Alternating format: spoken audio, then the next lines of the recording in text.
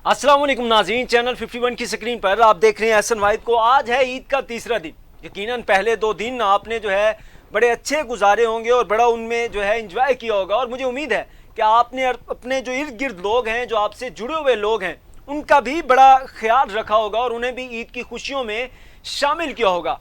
आज से 1-2 दिन है हमारे पास छुट्टियों के मज़ीद। इसके बाद जो है हम सब अपने कामों की तरफ लौट जाएंगे और ज़िंदगी में जो है एक बार फिर कोशिश करेंगे नए सिरे से मेहनत करने की और कामयाबी हासिल करने की। तो नाज़रीन, आज मेरे साथ दो ऐसी ही शख्सियात मौजूद हैं जो अमली ज़िंदगी में बहुत ज़्यादा कामयाब होने के साथ साथ एक दूसरे के साथी भी हैं, यानी कि एक दूसरे के जो है वो हस्बैंड वाइफ का ताल्लुक़ है उन दोनों के दरमियान। मैं आपको आइए मिलवाता हूँ आज स्टार्स एकेडमी के डायरेक्टर अख्तर अब्बास हैदर साहब से और उनकी वाइफ जो है director Chenab group of colleges सारा हैदर से। अस्सलाम वालेकुम मैम। और सर कैसे हैं जी? खैरियत से हैं? अल्लाह का शुक्र। सर पहले तो ये बताइएगा कि ईद कैसी गुजरी आपकी?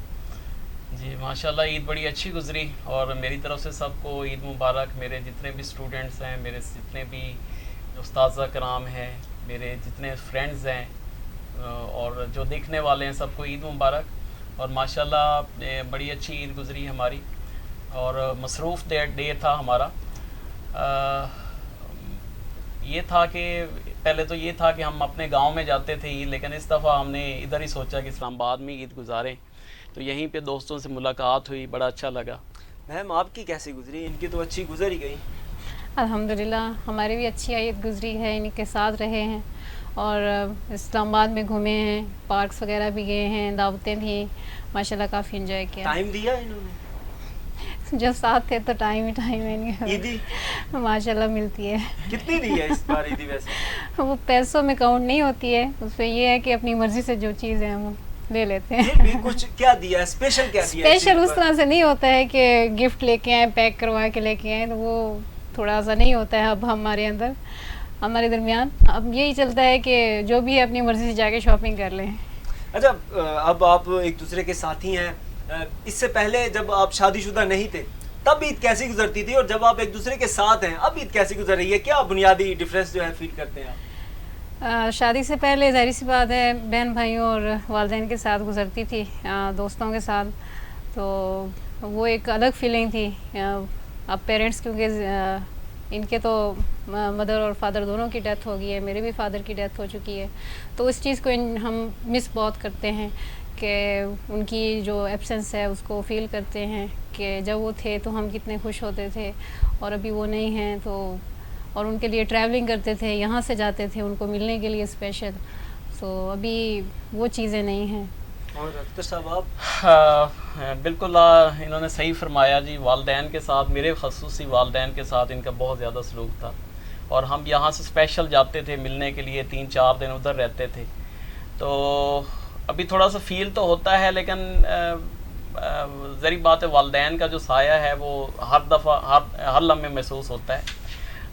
तो बहरहाल एक निज़ाम कुदरत है, हर किसी ने जाना है, किसी ने पहले आना है, किसी ने आना है, लेकिन बहुत फील करते हैं हम लोग करके साथ। जैसे अभी कोई भी लम्हा आता है, खुशी का लम्हा, काश हमारे वालदैन हमारे साथ हों, वो हमारी सक्सेस को देखें, तो ये एक बड़ा एक नेचर सी बात है ना।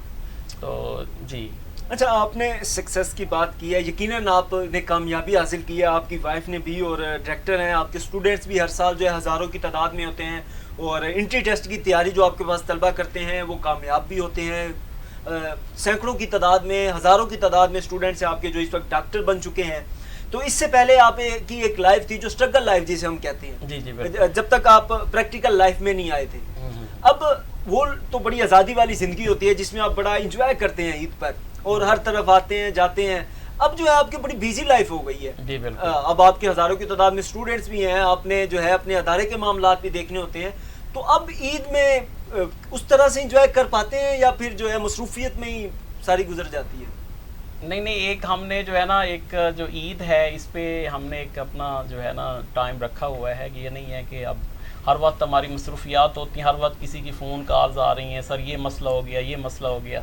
और ख़ास तौर पे अब जो एंटी टेस्ट है वो क्योंकि पूरा साल चलता है, ईद के बाद भी हमारा एक बैच स्टार्ट होना है, उसके भी हम देख रहे हैं कि उसको कैसे हमने आगे चलाना है।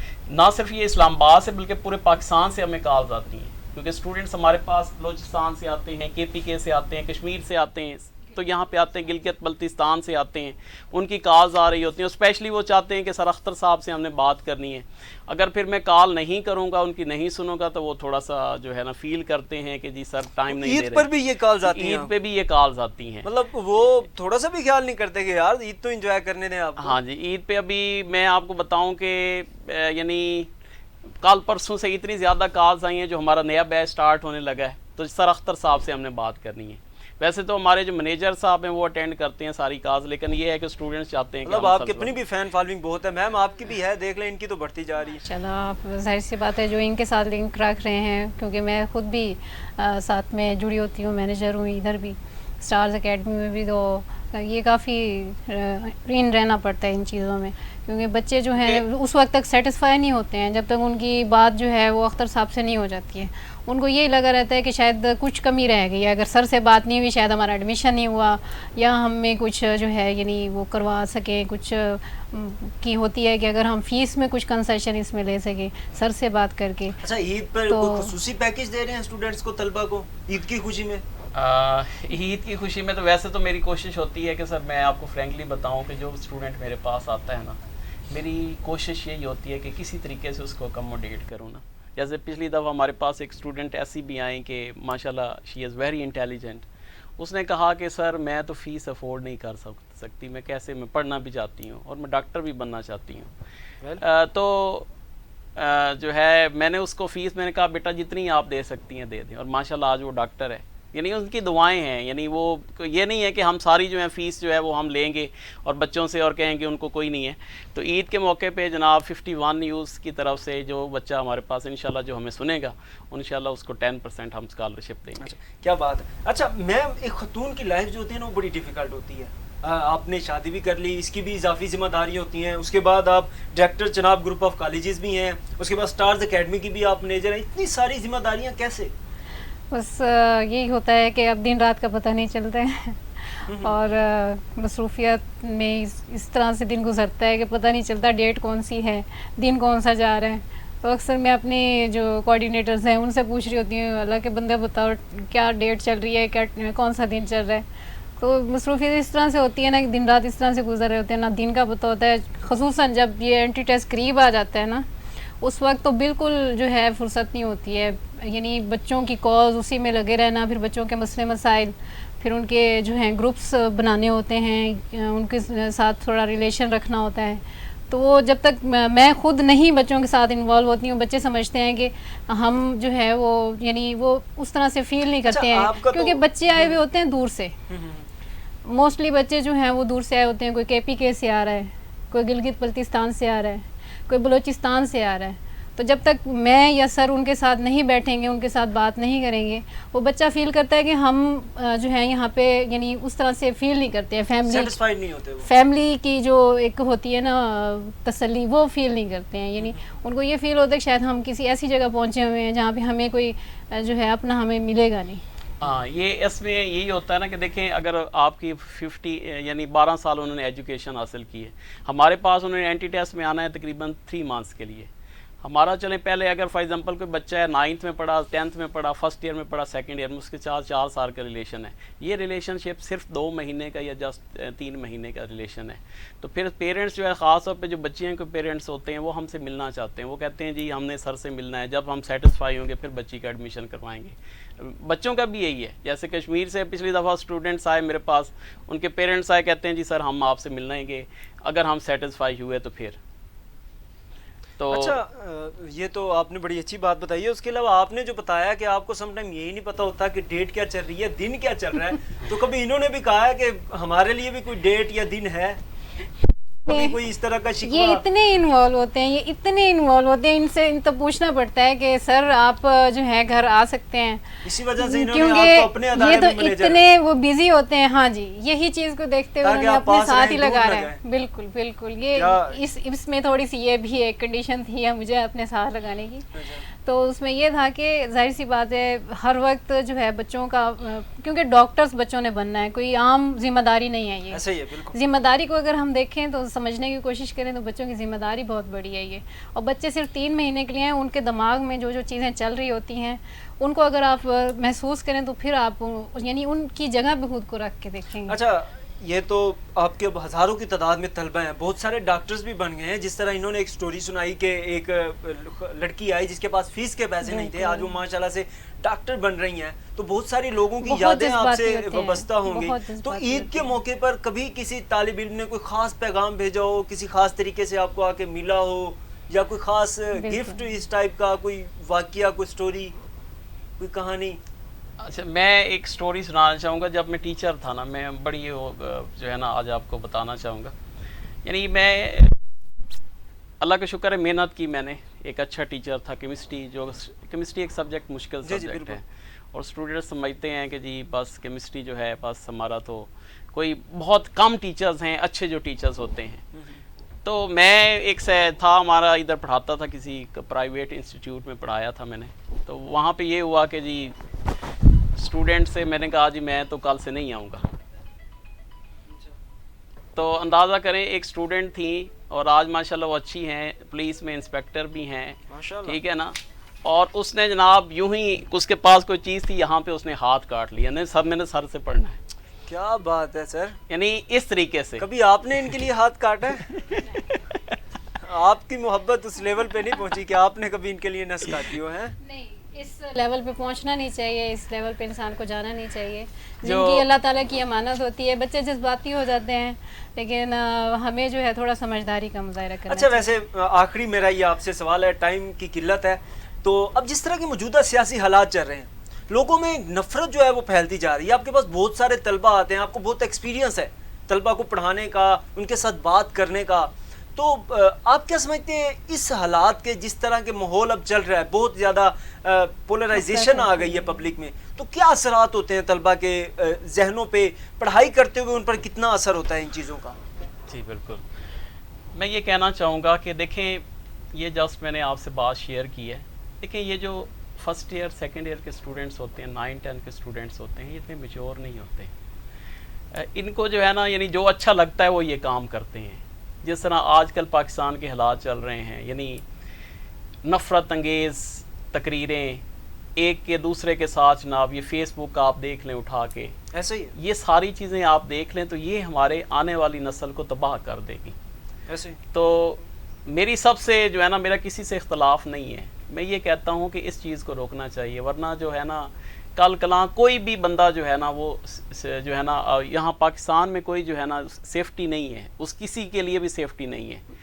किसी का कोई गिरबान पकड़ ले, कोई निकलने की कोई पोजीशन बाहर के मुल्कों में देखें, ठीक है, तो कोई बंदा महफूज नहीं है। और जो स्टूडेंट्स हैं, यानी जैसे अभी जैसे आप रोज़ाना भी सुन रहे हैं जी फ़लाँ लड़की घर से भाग गई, ठीक है जी, उसने जाके शादी कर ली। तो ये चीज़ें, इसका जो है ना कोई स्पेशली हुकूमत को कोई बनाना चाहिए, इसका ख़ास तौर पे कोई इस तरह की एक्टिविटीज़ करने चाहिए, कोई रूल्स बनाने चाहिए कि एक 14 साल की बच्ची जो है वो भाग के घर से शादी ना करे। तो उनके लिए जो है ज़री बात है, कोई स्पेशल कोई चीज़ें बनानी चाहिए। तो हम तो बच्चों के जो है ना, यानी जो फ्यूचर हैं उसको डेवलप करते हैं, माशाल्लाह उसको अपने लेक्चर्स में सब कुछ जो है ना उसको करते हैं, लेकिन ये हुकूमत का भी फ़र्ज़ बनता है। अच्छा, ईद पर क्या ईद के हवाले से क्या खसूसी पैगाम देना चाहेंगे, ख़ास तौर पर तलबा को, कि उन्हें किस तरह से जो है ज़िंदगी में आगे बढ़ने के लिए क्या करना चाहिए? देखें, सबसे पहले जो हमारे पास बच्चा आता है ना, उसको सबसे पहले ये टेंशन होती है कि वो उसने फ़ीस भरनी है, ठीक है। फ़ीस से अगर उसको हम कम्पोडेशन कर देते हैं, निकल जाता है बच्चा, फ़ीस के फेज से निकल जाता है, तो फिर उसके बाद अगला उसको रिहाइश का वहाँ पे मसला दरपेश होता है। रिहाइश का उसका मसला हल करवा दिया जाए, उसके बाद बच्चे की सबसे ज़्यादा जो है एम्फसाइज स्टडीज़ पे होना चाहिए, लेकिन उसका हालात पे जाता है कि हमारे हालात किस तरह से हैं। तो हमारा तो यही है कि बच्चे अगर अपनी स्टडीज़ के ऊपर कंसंट्रेट करें तो वो ज़्यादा बेहतर है, क्योंकि अगर वो इधर और उधर की बातें सुनेंगे, ठीक है, अगर आपने एक जगह पे एतमाद कर लिया है तो आप उस जगह पे उनके ऊपर एतमाद रखें, उन पे भरोसा रखें, ठीक है। फिर ये होता है कि एक बंदा जो है फिर दूसरी जगह पे भी पाँव रखे, तो दो जगहों पे मसरूफ़ होने वाला बंदा जो है कभी कामयाब नहीं होता है। तो कोशिश ये करें बच्चे कि जब वो एक चीज़ को सिलेक्ट कर लें तो उसके ऊपर जो है भरोसा करें और अपनी एजुकेशन के ऊपर ध्यान दें। तो मैं भी यही कहना चाहूँगा कि जो है ना, जो आपने एम ऑफ लाइफ अपना सेट किया हुआ है उसको कभी ना छोड़ें। हालात आते रहते हैं, कभी अच्छे हालात आते हैं, कभी बुरे हालात आते हैं, लेकिन अपना जो एम ऑफ लाइफ है वो कभी ना छोड़ें। जी नाजरीन, ये तो थे इनके ख्यालात कि कभी भी आपको दो कश्तियों का सवार नहीं होना चाहिए, एक ही कश्ती में सवार हों और उस कश्ती को जो है वो मंजिल मकसूद तक ज़रूर पहुंचाएं और ज़िंदगी में कामयाबी हासिल करें। ईद जो है वो ख़त्म हो रही है, बल्कि आज तीसरा दिन है, तो ईद समझे ख़त्म हो ही गई है। इसके बाद जो काम करने वाले लोग हैं उन्होंने अपने ऑफिस में जाना है, काम करना है, और जो तलबा हैं उन्होंने पढ़ाई की तरफ वापस आना है। तो जिस तरह मैम ने कहा या सर ने कहा कि खुदारा अपने आप पर कंसंट्रेट करें, अपने आप पर तवज्जो दें, अपनी तालीम पर तवज्जो दें, आपके इर्द गिर्द क्या हो रहा है ये मत सोचें। आपने जो रास्ता चुना है, आपने जिस मंजिल का इंतखाब किया है, आपने जिस वे पर चलना है, आपने जिस डेस्टिनेशन को मुंतखब किया है, उसी रास्ते पर चलते रहें, उसी वे पर जाते रहें, उसी डेस्टिनेशन की तरफ जो सफ़र है, उसी गोल की तरफ जो आपकी जर्नी है वो जारी रखें, ताकि आप अपनी मंजिलों पर पहुँचें और कामयाबियाँ समेटें। हमें दीजिए इजाज़त, और अगर आपको हमारा ये प्रोग्राम पसंद आ जाए तो हमारे YouTube चैनल को सब्सक्राइब और हमारे Facebook पेज को लाइक कर लीजिएगा। खुदा हाफिज़।